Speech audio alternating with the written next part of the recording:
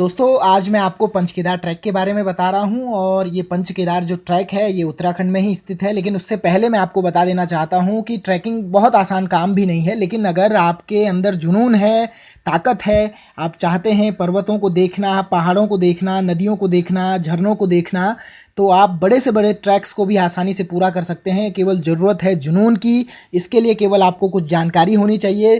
थोड़ा बेसिक जानकारी आपको ट्रैकिंग में मदद करेगी। तो मैं आपको बारी बारी से बताना चाहता हूं कि आपको क्या।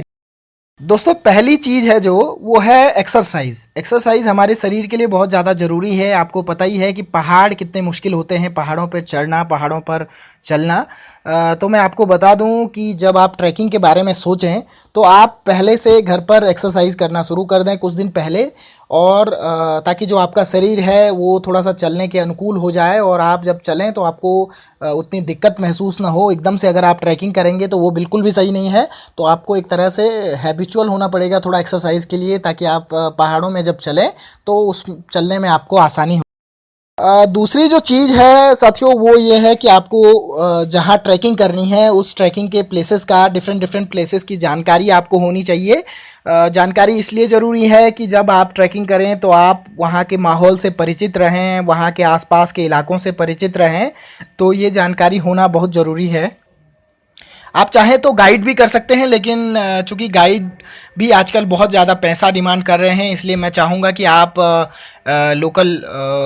जो लोकल लोग होते हैं उनकी मदद से भी ट्रैकिंग कर सकते हैं। और आप मैप के ज़रिए, डिफरेंट डिफरेंट वेबसाइट्स हैं उनके ज़रिए इन्फॉर्मेशन जुटा सकते हैं ट्रैकिंग के लिए। तो आप ट्रैकिंग करने से पहले ये बात ज़रूर ध्यान में रखें कि आपको कहाँ कहाँ ट्रैक करना है, कहाँ कहाँ घूमना है, उसकी एक पूरी लिस्ट आपके पास होनी चाहिए, उस इलाके का पूरा मैप आपके पास। तो तीसरी और आखिरी चीज़ आपको चाहिए ट्रैकिंग से संबंधित जितने भी इसेंशियल इक्विपमेंट्स हैं, आवश्यक उपकरण हैं, वो आपको चाहिए। जैसे आपके स्क्रीन में आपको दिखाई दे रहा है, आपको बैग की ज़रूरत है और बैग आपका वाटरप्रूफ होना चाहिए।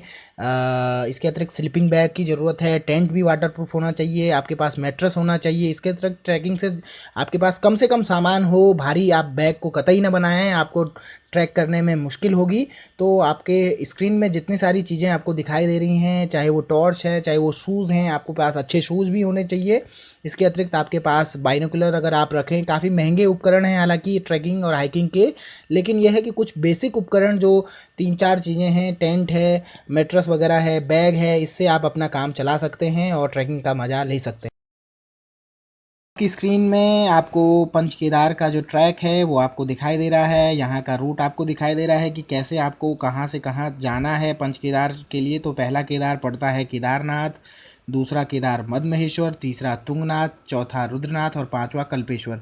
आप देख ही रहे हैं स्क्रीन में कि सब के लिए आपको पैदल चलने की ज़रूरत है। तो मैं आपको बता दूं कि इसके लिए आपको एहतियात बरतने की ज़रूरत है। इसीलिए मैंने आपको बताया था कि आपको क्या क्या सामान लेने की ज़रूरत है और मेडिकल किट वगैरह सारी चीज़ों की आपको आवश्यकता पड़ने वाली है। तो मैं आपको इसके बाद वाले वीडियो में बताऊंगा कि हम केदारनाथ, मद्महेश्वर, तुंगनाथ, रुद्रनाथ और कल्पेश्वर, ये जो सारी जगह हैं, यहाँ पहुँचने के लिए बेस कैंप आप कहाँ पे लगाएंगे और उसके बाद कैसे कैसे आप ट्रैकिंग करेंगे। तो ऐसे ही हमारे वीडियोस को आप अगले वीडियो में मैं इस सीरीज लेकर के आने वाला हूँ। तो आप हमारे वीडियोस को ऐसे ही देखते रहें, लाइक कीजिए, सब्सक्राइब कीजिए, कमेंट कीजिए। बहुत बहुत धन्यवाद।